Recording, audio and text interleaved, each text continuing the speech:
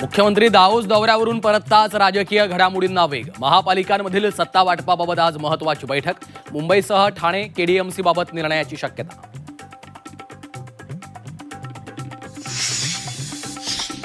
चंद्रपुरात काँग्रेस सत्तेला मुकण्याची शक्यता. शिवसेना, युबीटी, वंचित आणि अपक्ष असे एकूण 10 नगरसेवक मुंबईत सत्तेसाठी भाजपला पाठिंबा देण्याची शक्यता.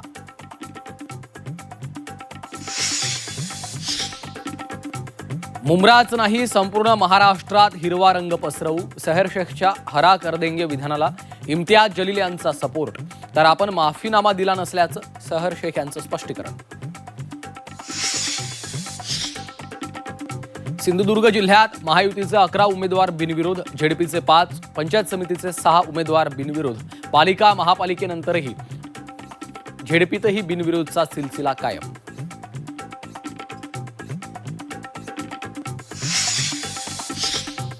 शेतकरी कर्जमाफीच्या मुद्द्यावरून बच्चू कडू आक्रमक. 30 जूनपर्यंत शेतकरी कर्जमाफीचा निर्णय घ्या, अन्यथा राज्यात एकही रेल्वे फिरू देणार नाही. बच्चू कडूंचा सरकारला इशारा. सांगलीत स्वाभिमानी संघटनेला भाजपचा धक्का. जिल्हाध्यक्ष महेश खराडेंनी सोडली राजू शेट्टींची साथ. आजच हाती घेणार कमळ.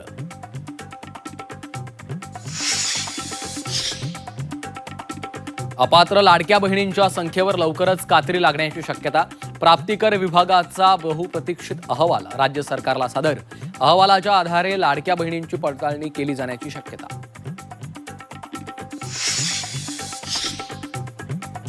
वाहतूक नियमांची 5वी चूक शेवटची ठरणार. वर्षभरात 5 वेळा वाहतूक नियम मोडल्यास थेट वाहन रजिस्ट्रेशन आणि ड्रायव्हिंग लायसन्स रद्द होणार.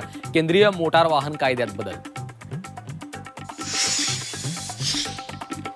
गुवाहाटीत आज भारत विरुद्ध न्यूझीलंड तिसरा T20 सामना. मालिकेत विजयी आघाडी घेण्याचं सूर्या आणि कंपनीचा इरादा, तर न्यूझीलंडच्या समोर कमबॅकचं आव्हान. आणि अमेरिकेला हिमवादळाचा फटका. 18 राज्यांना आणीबाणी. देशभरात 10,000पेक्षा जास्त विमान उड्डाणं रद्द. अनेक ठिकाणी वीज पुरवठा खंडित.